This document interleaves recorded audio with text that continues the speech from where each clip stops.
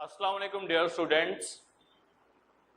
आज हम पढ़ रहे हैं lecture number 14 9th class biology anaerobic respiration. Last time भी हमने एनारोबिक और एरोबिक रिस्पिरेशन में डिफरेंस पढ़ा था।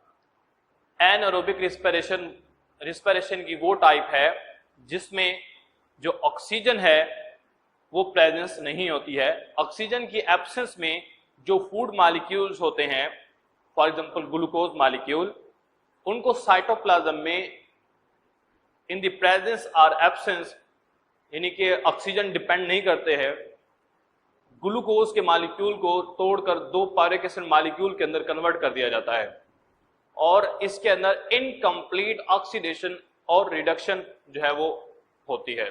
तो इसको डेफिनेशन करें तो हम क्या कहेंगे, respiration which take place in the absence of oxygen in which there is incomplete oxidation and reduction, यानी कि completely सेज बॉन्ड ब्रेक डाउन नहीं होंगे, कुछ अनब्रेक रह जाएंगे और food take place called anaerobic respiration.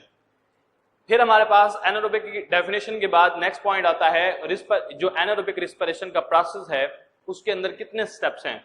तो स्टेप्स की बात करें तो स्टेप दो हैं। पहला स्टेप है ग्लाइकोलाइसिस। अगर हम ग्लाइकोलाइसिस को डिटेल के साथ देखें तो ग्लाइकोलाइसिस का वर्ड दो वर्ड से मिलकर बना है। एक है ग्लाइको और दूसरा है लाइसिस। ग्लाइको वर्ड ड्राइव हुआ है ग्लूकोज से और लाइसिस कहते हैं ब्रेकडाउन। यानी ग्लाइकोलाइसिस का मतलब क्या हुआ, break down of glucose molecule. किसके अंदर, two molecules of pyruvic acid. कहां पर, साइटोप्लाज्म के अंदर। क्लियर हो गया। तो इस प्रोसेस को हम नाम देते हैं ग्लाइकोलाइसिस। और दूसरा स्टेप है हमारे पास, दूसरा स्टेप जो है वो एरोबिक रिस्पिरेशन से डिफरेंट होता है। अब ग्लाइकोलाइसिस में जो मॉलिक्यूल बनते हैं पायरुविक एसिड मॉलिक्यूल, उनको फर्दर ब्रेक डाउन किया जाता है लैक्टिक एसिड के अंदर, या फर्दर ब्रेक डाउन किया जाता है ethyl alcohol plus carbon dioxide के अंदर on the basis of the end product. यानी अल्कोहल, इथाइल अल्कोहल प्रोड्यूस होता है तो उसको हम अल्कोहलिक फर्मेंटेशन कहते हैं, और अगर लैक्टिक एसिड प्रोड्यूस होता है तो हम उसको लैक्टिक एसिड फर्मेंटेशन कहते हैं। सबसे पहले अगर हम बात करें क्लासिफिकेशन ऑफ एनारोबिक रिस्पिरेशन की, तो रिस्पिरेशन को हमने कितने ग्रुप्स के अंदर डिवाइड किया है, दो ग्रुप्स के अंदर डिवाइड किया है। एक को हम नाम दिया अल्कोहलिक और दूसरे को हमने नाम दिया लैक्टिक एसिड फर्मेंटेशन। सबसे पहले हम एक्सप्लेन करते हैं alcoholic fermentation.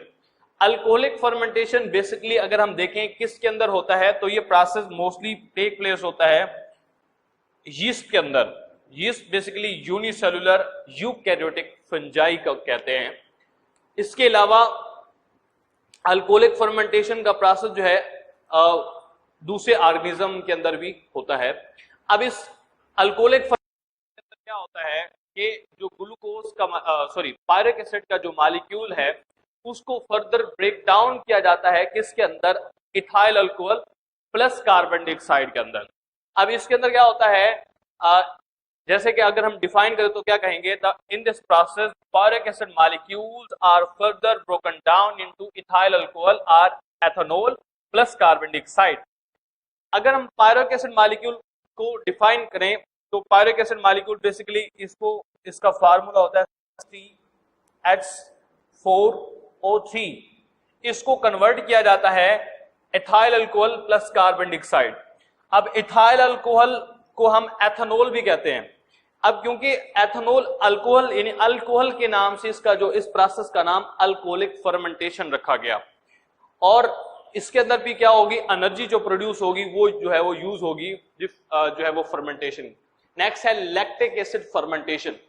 Lactic acid fermentation basically पायरिक acid molecule को बैक्टीरिया, जैसे कि हमारे पास मिल्क के अंदर लैक्टोबैसिलस बैक्टीरिया होता है, इसके अलावा हमारी बॉडी के एनिमल्स या एनिमल्स के अंदर हम बात करें ह्यूमन बीइंग्स के अंदर जो स्केलेटल मसल्स होते हैं, जब बहुत ज्यादा वर्किंग करते हैं, हार्ड वर्क करते हैं, एक्सरसाइज करते हैं, तो उस वक्त हमें ज्यादा एनर्जी चाहिए होती है। क्योंकि उस वक्त ज्यादा एनर्जी चाहिए होती है तो ऑक्सीजन की उतनी क्वांटिटी नहीं होती कि एरोबिक रिस्पिरेशन से एनर्जी मिल सके। तो ज्यादा उस वक्त क्या होता है, हमारी बॉडी के जो स्केलेटल मसल्स हैं वो anaerobic respiration, lactic acid fermentation करते हैं।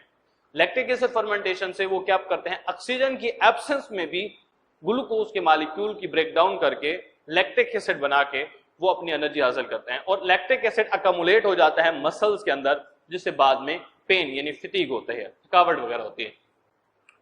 तो प्रोसेस क्या है, process through with the pyruvic acid molecules are broken down into lactic acid. Lactic acid का फार्मूला जो है आपकी बुक के अंदर गलत लिखा हुआ है, C2H6O3 लिखा हुआ है, हालांकि इसका फार्मूला होता है फर्स्ट ईयर के बुक के अंदर लिखा हुआ है C3H6O3। क्लियर हो गया। और ये प्रोसेस किसके अंदर होता है, बैक्टीरिया के अंदर, और वो बैक्टीरिया किसके अंदर प्रेजेंट है, मोस्टली मिल्क के अंदर, जिसको हमने नाम दिया हुआ है लैक्टोबैसिलस। लैक्टोबैसिलस जो बैक्टीरिया है ये उसके अंदर ये प्रोसेस होता है, जिसको हम कहते हैं लैक्टिक एसिड फर्मेंटेशन। इसके बाद हमारे पास है स्केलेटल मसल्स, किसके, ह्यूमन बीइंग के और एनिमल्स के, जिसके अंदर क्या होता है, during highly physiological activity and exercise जो क्या होता है, जो हमारे पास पायरिक एसिड मॉलिक्यूल्स हैं उनको किसके अंदर कन्वर्ट किया जाता है, लैक्टिक एसिड मॉलिक्यूल्स के अंदर। तो पायरिक एसिड को कन्वर्ट किया जाता है लैक्टिक एसिड में। इस फर्मेंटेशन को हम नाम देते हैं लैक्टिक एसिड फर्मेंटेशन। उसके बाद नेक्स्ट हमारे पास है इंपोर्टेंस ऑफ फर्मेंटेशन। फर्मेंटेशन की इंपोर्टेंस क्या है, तो याद रखिएगा इस दुनिया में जब प्लांट्स नहीं थे, तो प्लांट नहीं थे इसका मतलब ऑक्सीजन नहीं होगी, क्योंकि फोटोसिंथेसिस प्लांट्स करते हैं तो ऑक्सीजन प्रोड्यूस होती है। तो इनिशियली ऑर्गेनिज्म जो प्रेजेंट थे ना वो बैक्टीरिया वगैरह थे। बैक्टीरिया वगैरह जो हैं वो जब ऑक्सीजन नहीं होती थी तो क्या करते थे, ऑक्सीजन की एब्सेंस में अपनी बॉडी के अंदर जो एक्टिविटीज हैं वो करते थे। इन द एब्सेंस ऑफ ऑक्सीजन जब वो क्या करते थे, एनारोबिक रिस्पिरेशन करते थे, और एनारोबिक रिस्पिरेशन के अंदर ऑक्सीजन की रिक्वायरमेंट नहीं होती है। और ऐसे ऑर्गेनिज्म जो अपनी एनर्जी शुरू के अंदर, जैसे कि सम बैक्टीरिया या सम फंजाई, वो अपनी जो एनर्जी हासिल करते थे वो करते थे एनारोबिक रिस्पिरेशन के मैकेनिज्म से, और वो ऑर्गेनिज्म जो अपनी एनर्जी एनारोबिक रिस्पिरेशन से हासिल करते हैं हम उन ऑर्गेनिज्म को एनारोब्स का नाम देते हैं। तो हमारे पास शॉर्ट क्वेश्चन है एनारोब्स का। अगर हम इसको रीड करें तो हम क्या कहेंगे, at the start of life when there is no oxygen freely present the early organism live without oxygen and get energy by anaerobic respiration.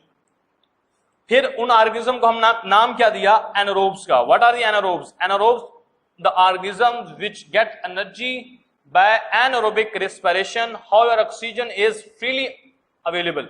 अगरचे अब ऑक्सीजन भी प्रेजेंट है फ्रीली, लेकिन फिर भी बैक्टीरिया और फंजाई कुछ ऐसे हैं जो कि ऑक्सीजन की एब्सेंस में या प्रेजेंस में भी एनारोबिक रिस्पिरेशन से अपनी एनर्जी हासिल करते हैं। नेक्स्ट हमारे पास है humans also get energy from the anaerobic respiration. जब हम बहुत ज्यादा एक्सरसाइज करते हैं तो हमें बाद में पेन होता है। पेन क्यों होता है?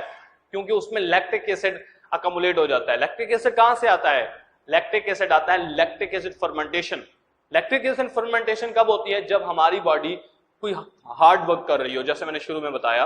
तो एक्सरसाइज के दौरान हमें ज्यादा एनर्जी चाहिए होती है, किसी वजह से हमें स्केलेटल मसल क्या करते हैं, एनारोबिक रिस्पिरेशन, और वो जो एनर्जी बनती है उसको हम यूज करते हैं।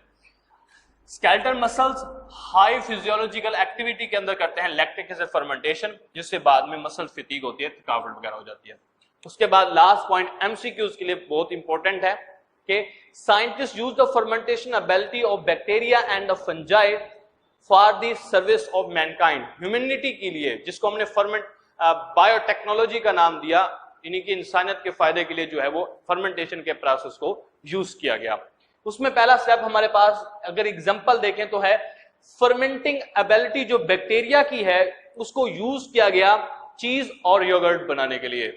ठीक हो गया? तो दही वगैरह हम दूध से दही कैसे बनाते हैं? With the help of lactic acid fermentation, जिसमें बैक्टीरिया होता है लैक्टोबैसिलस, स्ट्रेप्टोकोकस वगैरह हो गया। उसके बाद है फर्मेंटेशन इन यीस्ट। यूनिसेलुलर फंजाई को यीस्ट कहते हैं।